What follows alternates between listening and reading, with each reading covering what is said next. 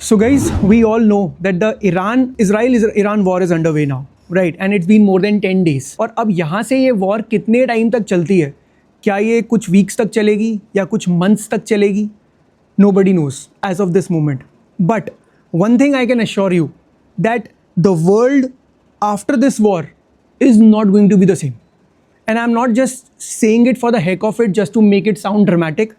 But इस point of time पर जो ईरान और इजराइल यूएस की जो वॉर चल रही है, it is actually going to be the defining moment in the current history. सबसे पहले ना हम ये देखते हैं कि सबसे पहले हुआ क्या अभी तक, what has really happened so far. सबसे पहले अगर मैं आपको बात करूं, 28 फरवरी की अर्ली मॉर्निंग अमेरिका ने एक स्ट्राइक कंडक्ट किया जिसके अंदर उनके सुप्रीम लीडर जो थे आयतुल्लाह खमेनी जो है ही डाइड. पहले तो ईरानियन मीडिया मान नहीं रही थी, फिर बाद में उन्होंने अग्री कर लिया कि yes he has been died in the air strikes. That is one. Second चीज़ क्या हुई थी साथ में, एक स्कूल के ऊपर, स्कूल चिल्ड्रन थे, प्राइमरी स्कूल के अंदर girls were there, 150 girls were killed in an air strike there also. वो भी उसी दिन हुआ था. अब now the thing is you need to understand कि ईरान जो है ना वो बाकी के मिडिल ईस्ट से ना काफी डिफरेंट है. वो किस तरीके से डिफरेंट है, एक बात समझो. मिडिल ईस्ट के अंदर ना दो टाइप के मेन क्लैंस हैं. One is Shia, the other is Sunnis. अगर मैं इनमें से बताऊं ना, शिया कम्युनिटी जो है ना ये माइनॉरिटी में है, मतलब एंड ईरान जो है ना उसके अंदर मेजरली शिया पॉपुलेशन है. और शिया के लोग, शिया पॉपुलेशन जो भी है ना,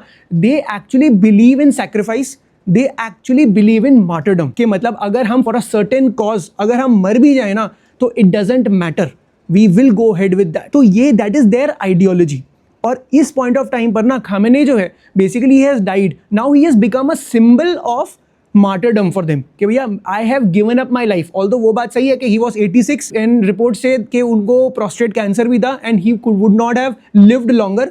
बट एक तरह से इसको इस तरीके से प्रेजेंट किया जा रहा है कि हम लोग जो है ना basically we are willing to die for our Ayatollah. और सेकेंड चीज़ ये भी हो चुकी है, ये जो स्कूल पे जो अटैक हुआ था उससे भी एक चीज़ और क्लैरिटी आती है कि यार ये लोग जो है ना, यूएस इजराइल है ना, they have been barbaric in what they have been trying to do and they will go to any lengths just to win this war. चाहे ये लोग कितना भी बोल दें कि नहीं it was closer to the military base, इसकी वजह से ये हो गया, but actually यार गाजा में आपने देखा ही है what Israel has actually done.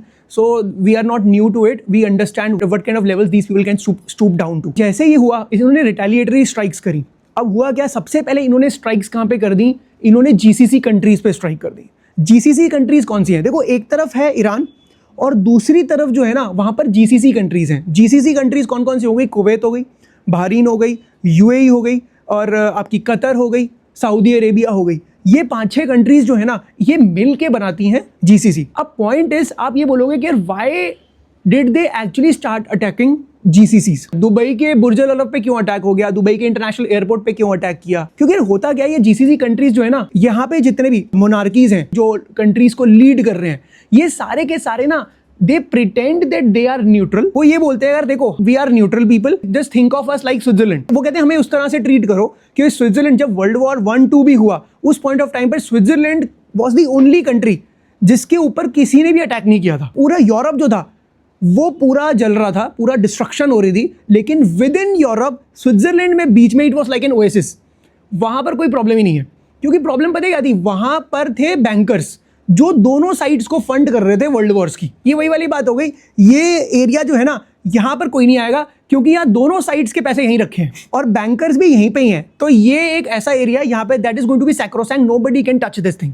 तो इस तरीके से गेम चलता था. तो GCC जो है ना वो अपने आप को इसी तरीके से दिखाते थे, लेकिन ईरान ने फिर भी इनके ऊपर क्यों अटैक कर दिया? बिकॉज अमेरिका के वहाँ पर मिलिट्री बेसिस है. होता क्या है, like for example in countries को ना क्लियरली ये बात बोलेंगे कि यार देखो हम आपको ना पूरी प्रोटेक्शन वहां पर देंगे, आपको अपनी मिलिट्री नहीं बनानी है, America is going to provide you with defence. हमारे वहां पे मिलिट्री बेसिस होंगे जो आपको प्रोटेक्ट करेंगे. आप क्या करोगे, आप अपना फोकस जो है ऑयल पे करो, ऑयल इकोनॉमी को इंप्रूव करो, क्योंकि oil is important for the global economy, it is very very important. Second, Dubai को ये चीज समझ आ चुकी थी कि भैया मेरा फोकस जो होगा that is going to be more on tourism, क्योंकि मेरे पास उतना ऑयल नहीं है.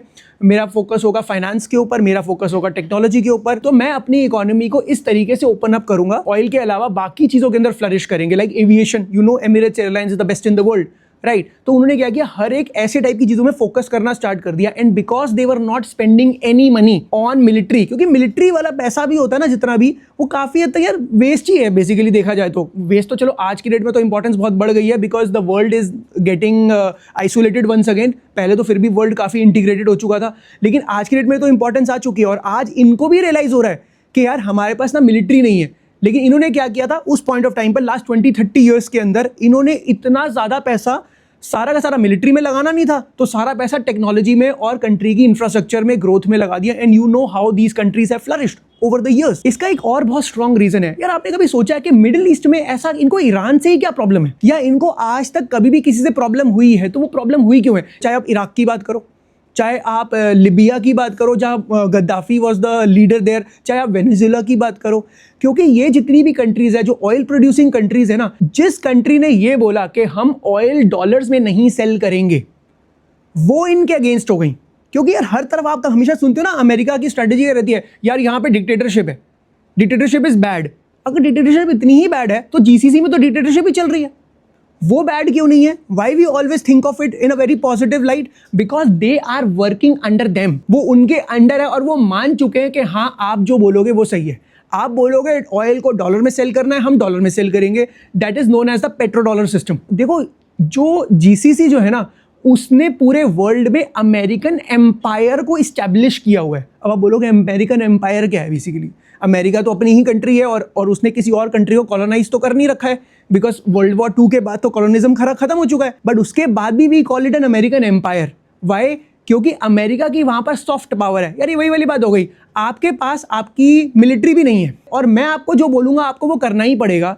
मैंने क्या कर रखा है, मैं खुद आके रूल नहीं कर रहा वहां पर, लेकिन मैंने वहां पे एक मोनार्क को बिठा रखा है जो कि मेरा ही पपेट है। एक वहां पे किंग बना रखा है, वो मेरा ही पपेट है, वो मेरे हिसाब से ही काम करेगा। तो इस तरीके से इनकी ओवरऑल सिस्टम चलता है। और होता क्या है, देखो सिंपल सी बात समझो, व्हाट इज पेट्रो डॉलर, कि जितना भी ऑयल ये जीसीसी कंट्रीज प्रोड्यूस करेंगी, वो ऑयल आपको तभी देंगी पूरे वर्ल्ड को अगर वो ऑयल डॉलर्स में, अगर वो कंट्रीज जो है वो डॉलर में पे करेंगे। Like for example if India has to buy oil from GCC, right, तो वो कहेंगे यार ठीक है आप डॉलर्स दो, हम आपको ऑयल देंगे। अब डॉलर लेने के लिए India has to convert its rupee into dollars, तो डॉलर की डिमांड बनी रहेगी, पूरा वर्ल्ड ओवर के अंदर डॉलर की डिमांड बनी रहेगी। और that is the reason why the American empire is flourishing. जिस दिन ये जीसीसी खत्म, उस दिन अमेरिका की इकोनॉमी और अमेरिका का जो एम्पायर है कोलैप्स कर जाएगा। अब देखो कैसे, अब हुआ क्या, सबसे पहले ईरान ने क्या किया, ईरान ने सबसे पहले ड्रोन्स फेंकने शुरू किए इन सारी कंट्रीज पे। बहरीन हो गया, दुबई हो गया, अबू धाबी हो गया, सऊदी अरेबिया हो गया या कतर हो गया, इन सब के ऊपर उन्होंने ड्रोन्स फेंकने स्टार्ट कर दिए। और साथ में उन्होंने ये भी बोल दिया कि यार देखो कि यार हम यहाँ पर अटैक इसलिए कर रहे हैं क्योंकि यहाँ पे अमेरिकन बेसेस हैं। और अभी कुछ दिन पहले की न्यूज़ है कि वहाँ पे जो डिफेंस मिनिस्टर है उन्होंने आके बोला, क्लियरली आके बोल दिया कि यार देखो हम जीसीसी को अटैक नहीं करेंगे, क्योंकि जीसीसी आके बोलने लगा यार हमें क्यों बीच में ला रहे हो यार, वी आर न्यूट्रल पीपल। लेकिन उन्होंने बोला यार देखो हम आपको लेकर आएंगे अगर आप अमेरिका को अपने बेसेस यूज करने दोगे, आप उनको अपने एयर स्ट्रिप्स यूज करने दे रहे हो, वो वहां से हमारे ऊपर मिसाइल्स लॉन्च कर रहे हैं, या तो आप एक काम करो हम एक भी अटैक नहीं करेंगे जीसीसी पे, प्रोवाइडेड आप अमेरिका को वहां के बेसिस मत यूज करने दो। उनको अगर अटैक करना है ना हमारे ऊपर, तो वो क्या करें, एयर के अंदर ही मिसाइल, मतलब हवा में एयरक्राफ्ट है उसी में से ही मिसाइल लॉन्च करने दो, which is going to be definitely unstable. तो उतना प्रिसिशन नहीं आ पाएगा और वो डिफिकल्ट हो जाएगा उनके लिए मैनेज करना। तो एक तरह से वो ये बोलना चाह रहे हैं, एक सटल साइन दे दिया कि यार देखो हम आपको कुछ नहीं कहेंगे, लेकिन आप इस तरीके से कर दो, if you do that no attack on GCCs. और साथ में इन्होंने क्या किया, इन्होंने ना अपनी ज्योग्राफी का बहुत अच्छे से यूज किया। क्योंकि एक चीज समझो, एक तरफ है ईरान, और ईरान जो है ना that is a hilly area, इसकी इंपॉर्टेंस भी है। और उसके बीच में ना एक नैरो एक वैली है, बेसिकली उसको बोलते हैं स्ट्रेट ऑफ हॉर्मुज। मतलब ये 30 किलोमीटर वाइड एक स्पेस है जहां पर बीच में पानी है। अब नाउ द थिंग इज, वहां से वर्ल्ड का 20% ऑयल जो है वो ट्रांसपोर्ट होता है। इन्होंने इस बार क्या किया, उस स्ट्रेट ऑफ हॉर्मुज को इन्होंने कर दिया बंद। For the first time in history straight of Hormuz को इन्होंने बंद कर दिया कि अब यहां पर अगर कोई भी यहां पे शिप यहां से पास हुआ तो हम उस शिप को उड़ा देंगे। और उन्होंने 1-2 शिप्स को तो डिस्ट्रॉय कर भी दिया है। अब पॉइंट इसका मतलब ये नहीं है कि उन्हें सारे शिप्स को डिस्ट्रॉय करना है। या देखो पता क्या होता है, वही वाली बात है, एग्जाम्पल सेट करने वाली बात होती है। एक को उड़ा दिया, तो उनको एकदम एक चीज क्लियर है कि भैया अब बाकी आएंगे वो भी डिस्ट्रॉय हो सकते हैं, तो बाकी लोग अपने आप ही पीछे हो जाएंगे। सेकंड चीज जो है ना, जितनी भी इंश्योरेंस कंपनीज हैं जो इन शिप्स को इंश्योर करती हैं, उन्होंने बोल दिया कि अगर आप स्ट्रेट ऑफ हॉर्मुज से लेकर जा रहे हो, नो इंश्योरेंस फॉर यू। तो अनदर रिस्क। अब इसकी इंपॉर्टेंस क्या है वो एक बार समझते हैं। इंडिया का 60% ऑयल जो है ना वो स्ट्रेट ऑफ हॉर्मुज से आता है। चाइना का 40% ऑयल स्ट्रेट ऑफ हॉर्मुज से आता है। जापान का 75% ऑयल स्ट्रेट ऑफ हॉर्मुज से आता है। आप समझो, चाहे वो पाकिस्तान हो, इंडिया हो, जापान हो, चाइना हो, साउथ कोरिया हो, ये सबको ऑयल जो आता है ना वो इस पर्टिकुलर रूट से आता है। अगर ये रूट ब्लॉक हो गया तो पूरे वर्ल्ड के अंदर जो है ना एनर्जी क्राइसिस आनी पक्की है। No way of stopping it. ये तो हो गया वर्ल्ड पे क्या इंपैक्ट है, बट स्ट्रेट ऑफ हॉर्मुज अगर बंद हो गया तो जीसीसी कंट्रीज पे क्या इंपैक्ट आएगा? क्योंकि बात पता है क्या है, जीसीसी जो है ना उनके पास ऑयल तो है, उनके पास फूड नहीं है, उनके पास वाटर नहीं है। They don't have fresh drinking water, they don't have food. अगर मैं आपको ये बोलूं कि स्ट्रेट ऑफ हॉर्मुज से अगर ऑयल जा रहा है तो बाकी चीजें कुछ आ भी तो रही हैं, और वो आ रहा है food. 80% of the food in the GCC region is imported from across the globe. अब अगर ये बंद हो गया तो वहां पे खाना कैसे पहुंचेगा? और वहां पे पानी नहीं है, क्योंकि basically it was a desert, और साथ में है आपका ओशन है वहां पर। अब ओशन में सारा सॉल्टी वाटर है, तो ये लोग क्या करते हैं, इनके पास है डीसैलिनेशन प्लांट्स। मतलब डीसैलिनेशन प्लांट्स क्या हो गए, जो सॉल्ट वाटर को केमिकली कन्वर्ट करेगा फ्रेश वाटर के अंदर। खुद के पास नॉर्मल फ्रेश ड्रिंकिंग वाटर तो आता ही नहीं है, सब कुछ कन्वर्ट ही करना पड़ता है, और बाकी वाटर भी इंपोर्ट हो रहा है इनका। अगर वो इंपोर्ट ही रुक गया तो ये कंट्री सर्वाइव कैसे करेंगी? चलो यूएई की बात करते हैं। यूएई जो है उसके अंदर 90% पॉपुलेशन जो है वो एक्सपेट्रिएट्स हैं।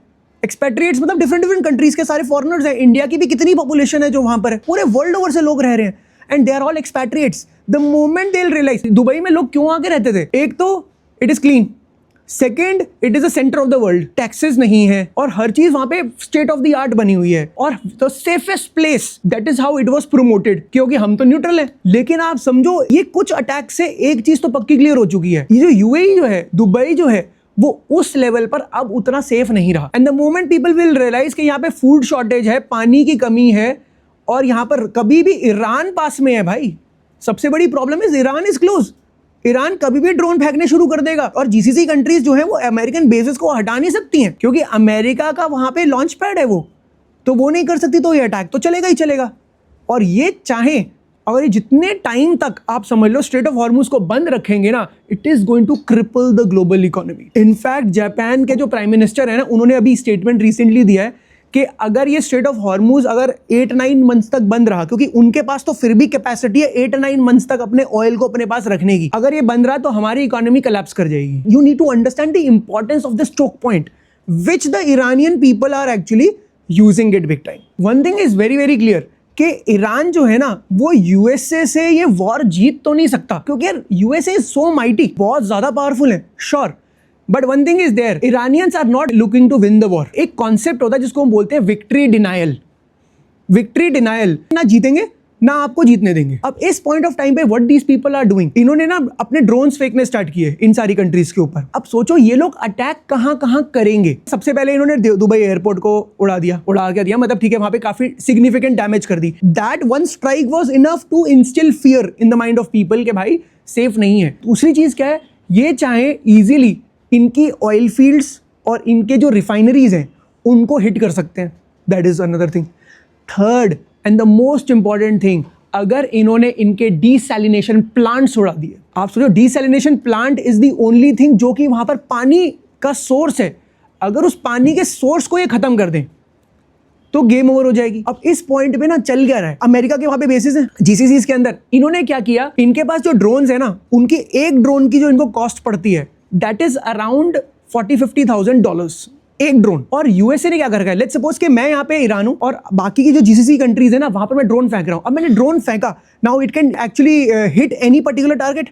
इन्होंने क्या कर रखा है, वहां पे अमेरिकन बेसिस ने वहां पर बना रखे इंटरसेप्टर्स। इंटरसेप्टर कौन है, जो देखेगा कि एक किस प्रोजेक्टाइल से एक पर्टिकुलर ड्रोन आ रहा है, और वो दूसरी तरफ से एक और इंटरसेप्टर फेंकेगा जो कि इसको न्यूट्रलाइज कर देगा मिड एयर। इससे पहले वो उस बिल्डिंग को या किसी भी इंफ्रास्ट्रक्चर को क्रैश करे, उससे पहले हम इसको हवा में ही क्रैश कर देते हैं। That is the overall thing. अब इसकी ना मैथ को समझो, because that is very very important, कि मैंने एक ड्रोन फेंका, उसकी कॉस्ट है $50,000, लेकिन जो इंटरसेप्टर है एक इंटरसेप्टर यूज करने के लिए कि एक की कॉस्ट पड़ती है $1 मिलियन, 20 टाइम्स मोर। और ऐसा नहीं है कि मैंने एक ड्रोन फेंका तो आप इतने अच्छे हो कि भैया एक ही बारी में हिट कर दोगे, कई बार मिस हो जाता है क्योंकि it is so high speed in nature. क्या पता आपको एक ड्रोन को किल करने के लिए 2 या 3 यूज करने पड़ रहे हैं। आप समझो मैथ ही बिगड़ गया।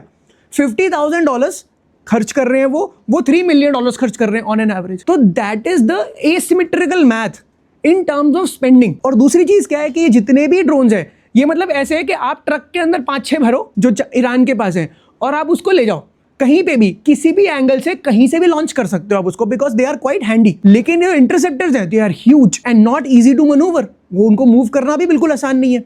तो हो क्या रहा है, ईरान जो है ना बेसिकली वो इनको स्पॉट कर रहा है और उनके इंटरसेप्टर्स को ही उड़ा रहा है, जिससे कि ना इंटरसेप्टर होंगे और वो कितना रोक लेंगे। अब एक चीज समझो, इस पॉइंट ऑफ टाइम पे ईरान जो है ना उसके पास as per the reports 80,000 drones उसके पास पहले से ही पड़े हैं। और आप ये समझो कि इनके पास जो रिसेप्टर्स हैं, जो इंटरसेप्टर्स हैं बेसिकली, ये ऑलरेडी इतने हैं कि मुश्किल से 100, 200, 300 ही हैं जो ये पूरे साल में प्रोड्यूस कर सकते हैं।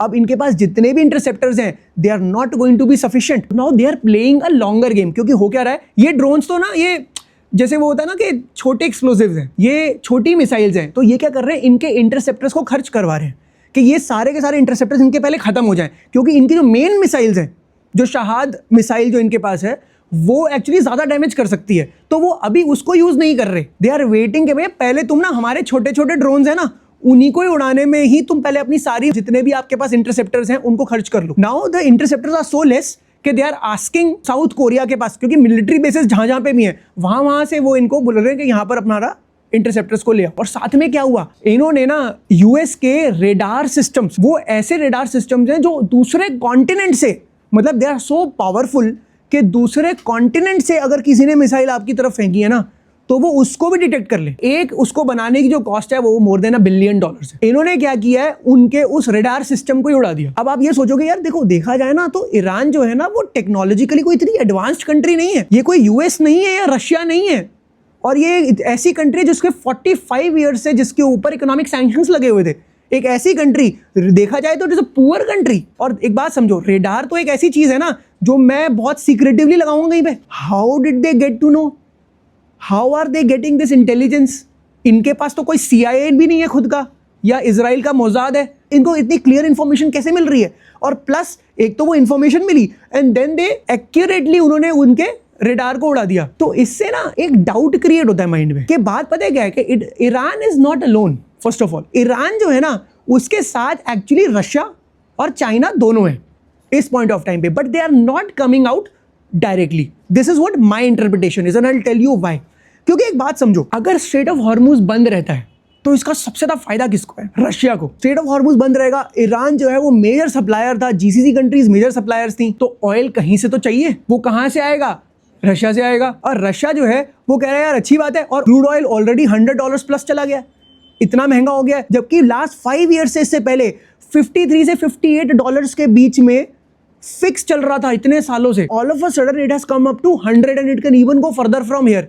नाउ इस पॉइंट ऑफ टाइम पर रशिया जो है उसको तो मजा आ गया, वो कहेगा अच्छी बात है मेरा ऑयल बिकेगा, और वो भी एक हायर प्राइस पे। अब मार्केट में ऑयल का प्राइस इतना सस्ता नहीं रहेगा। दूसरी चीज समझो, चाइना जो है ना, पहले देखो चाइना जो है वो वेनेजुएला से भी ऑयल लेता था, वो ईरान से भी ऑयल लेता था, और ये कंट्रीज जो थी ना they were willing to sell their oil not in US dollar but in their home currencies. America को यार देखा जाए तो इन्हीं कंट्रीज से प्रॉब्लम क्यों है?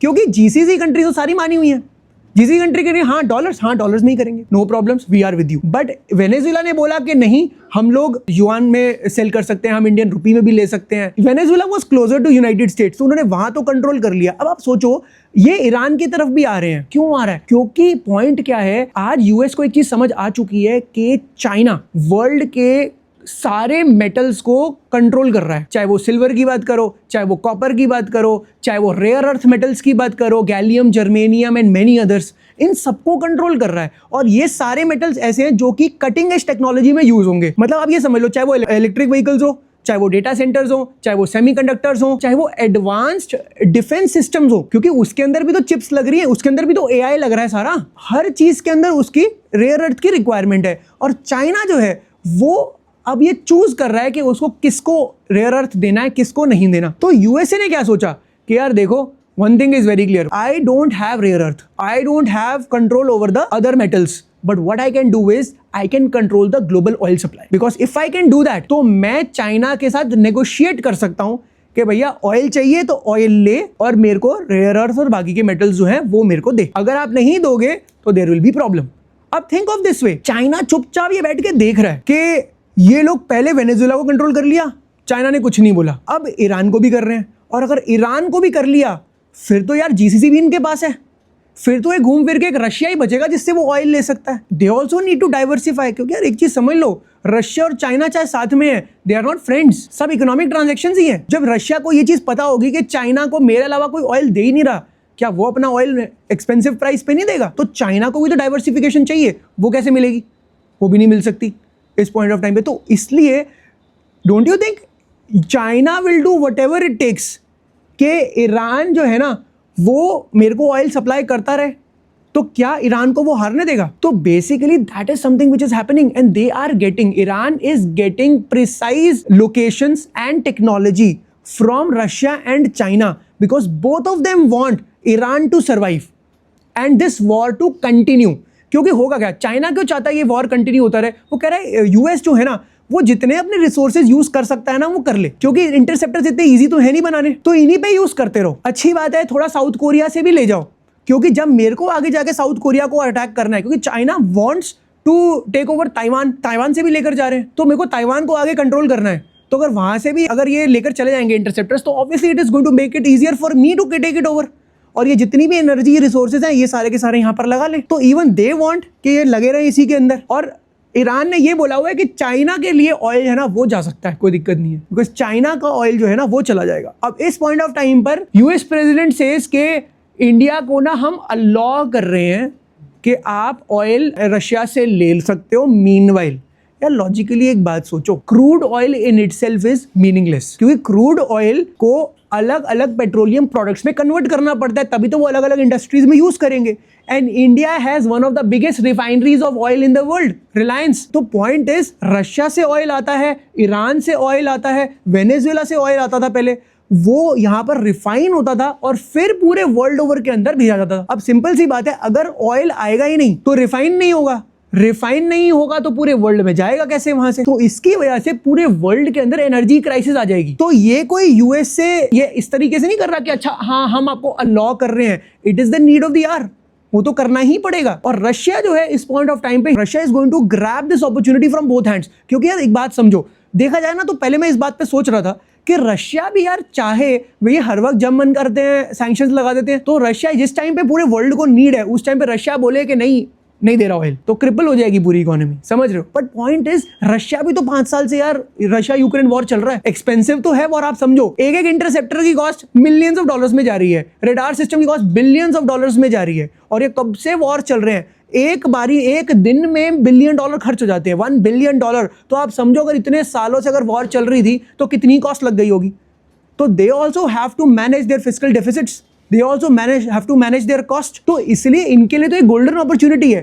तो रशिया कहेगा यार अच्छी बात है, प्रॉब्लम बनी रहे, ऑयल के प्राइस बढ़े रहे, तभी तो मेरे से हाई प्राइस पे ऑयल खरीदेंगे, वही ऑयल जो 50, 60, 80% मुझे हाई प्राइस पे आज मैं सेल कर सकता हूं, तो it is going to improve my finances a lot. तो लेट इट कंटिन्यू। अब इस पॉइंट पे ना, तो एक तो यूएस ने क्या किया, यूएस ने ना इनकी पूरी लीडरशिप को उड़ा दिया एक साथ। खैमेने और उनके बाकी के जितने भी लीडर्स थे वो सब एक ही बिल्डिंग के अंदर सबको उड़ा दिया इन्होंने एक साथ। पॉइंट इज कि यार कभी भी अब आप नेगोशिएट किससे करोगे at the end of the day, जब अपने लीडर को ही उड़ा दोगे उनके, तो भैया बाद में at the end of the day आगे नेगोशिएशन किस बात पे होगा, किस बेसिस पे होगा? ये वही वाली बात हो गई जैसे क्रिश्चियंस के लिए पोप को मार दिया और अब क्रिश्चियंस को बोल रहे हो कि नहीं अब तुम लोग ना हमारे साथ नेगोशिएट कर लो। Will they do it? It is that sacrosanct for them. It is a religious war now. It is jihad for them now. This is the real meaning of jihad actually. कि jihad क्या है basically? I am ready to die for a cause. I am ready to die for my ayatollah. And they have killed their ayatollah. और अब problem पता है क्या हो गई है, इनकी जो लीडरशिप थी जो वॉर को रोकती थी, क्योंकि पता है क्या, ईरान जो है ना वो एथनिक है, मतलब एथनिक इन वर्ड में वहां पे एक पूरी कंट्री के अंदर बहुत सारे ग्रुप्स हैं और सब डिफरेंट है लोग, उनको यूनाइट करके रखना भी वाज नॉट इजी। ये पूरी लीडरशिप की तो बात मानते थे, लेकिन अब क्या हो चुका है, लीडरशिप बची नहीं, सब अपना अपना कर रहे हैं एंड सबके पास इंडिविजुअल स्ट्रेटेजी है to combat. Nobody is going to listen to each other now, क्योंकि जो रूरल एरियाज के अंदर जितने भी लोग रह रहे हैं ना, वो सारे के सारे थोड़े फेनेटिक ज्यादा है. अब ये यूएस मार रहा है तेहरान को. तेहरान में तो पढ़े लिखे लोग बैठे हैं, उन्हें रिजीम चेंज भी कर दोगे उन्हें फर्क नहीं पड़ता. जो रिलीजियस फेनेटिक्स तो वही लोग होते हैं ना ज्यादातर जो रूरल एरियाज के अंदर है. तो रूरल एरिया वाले लोग ऐसे ही ठीक है, और तेहरान के अंदर ये बॉम्बिंग कर रहे हैं. तो अब यूएसए क्या चाहता है, जो मैं आपको समझाने की कोशिश कर रहा हूँ ना, बेसिकली आगे क्या हो सकता है. आगे क्या हो सकता है, डीसैलिनेशन प्लांट्स. सबसे पहले इसकी भी न्यूज आ सकती है. अच्छा, एक चीज और आपको बताता हूँ, इस प्रॉब्लम को असर्टेन कैसे करते हैं या लॉजिकली पता है क्या होता है. वाटर का ना एक स्ट्रेस टेस्ट होता है. अगर 100% स्ट्रेस है वाटर पे, इसका मतलब क्या हुआ कि जितना नेचुरली किसी भी कंट्री में फ्रेश वाटर प्रोड्यूस होता है ना, उतना ही कंज्यूम हो जाता है 100%, which is a problematic sign. तो हमेशा it has to be below 100. अगर आइडियली देखा जाए तो ये 10% 20% होना चाहिए, कि मतलब नेचर में ही इतना फ्रेश वाटर आता है कि आपकी पॉपुलेशन को आराम से सस्टेन कर सकता है, उसके बाद बचा भी हुआ है फॉर फ्यूचर. इसका मतलब ये हो गया कि 200% 300% तो बिल्कुल खराब हो गया. What if I tell you, Bahrain जो है उसमें ये स्ट्रेस लेवल पता है कितना है, 6400%. दुबई में कितना है, 17,000%. सऊदी अरेबिया में कितना है, 880%. कतर के अंदर कितना है, 4,000%.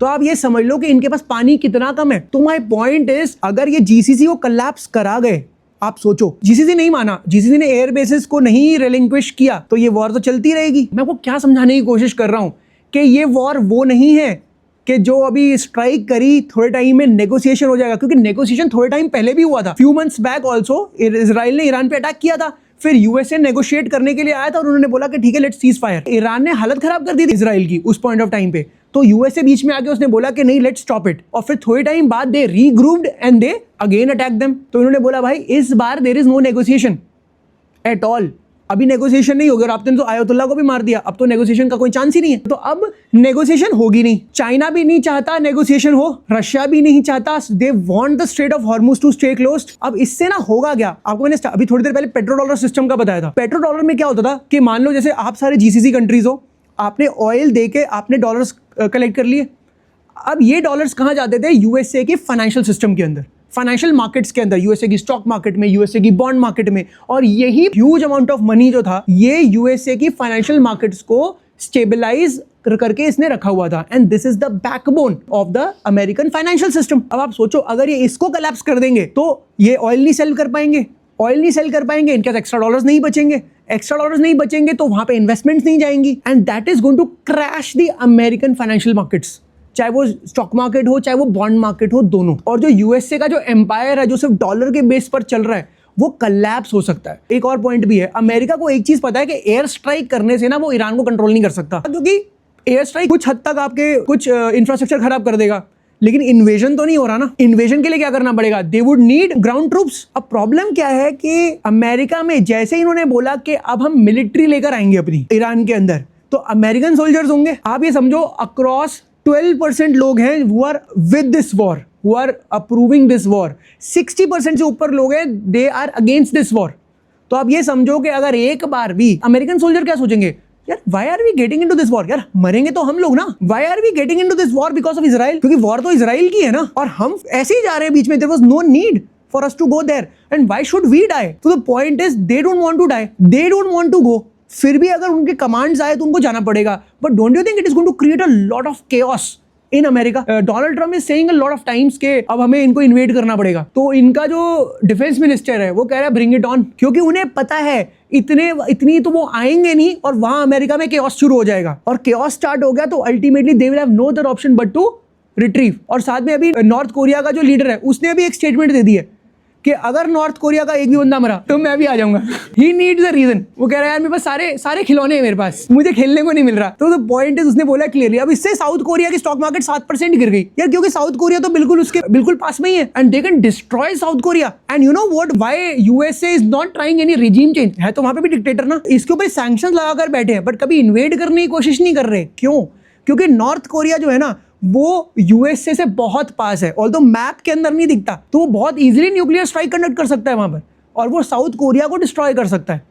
तो that is why America always ways in this thing, यार वहां पर रिजीम चेंज करने की कॉस्ट बहुत ज्यादा हो सकती है, and we can not afford that, and that is why they never set their eye on North Korea. But Iran के अंदर अलग चीज है। ईरान उतनी इजीली नहीं कर सकता वहां पे वो सारी चीजें। Plus they have oil. North Korea को they have let it be because उसके पास कुछ खास नेचुरल रिसोर्सेज एज सच नहीं है। आप वर्ल्ड के सिस्टम को सोचो, गाजा के अंदर इसराइल ने क्या क्या किया, राइट? Gaza में they did a lot of things. No country got involved. Why?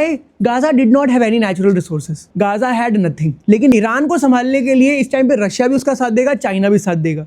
क्यों देगा? क्योंकि they have their vested interest. तो one thing you can understand कि world is full of depravity. World does not care के पूरे और कहीं पे कुछ भी गलत हो रहा हो, they will let it happen. It is not our concern as long as हमारा वेस्टेड इंटरेस्ट हिट ना हो रहा हो, तब तक we are absolutely fine no matter what you do. Iran के अंदर लेकिन ये सारी चीजें पॉसिबल है, और ईरान जो इनको डैमेज कर सकता है ना, वो अमेरिकन सिस्टम को बिल्कुल कोलैप्स कर सकता है। और देखा जाए तो चाइना यही नहीं चाहता। चाइना को असर्ट करना है अपने आप को as a global super power. China कह रहा है यार तुम जीसीसी को बर्बाद कर दो, ऑटोमेटिकली अपने आप ही American supremacy will come down on its knees, then automatically I will be at the top without doing anything. So that is the overall structure guys which is happening. तो one thing I can tell you, as per my understanding, this war will not get over soon. It is going to continue as per my understanding.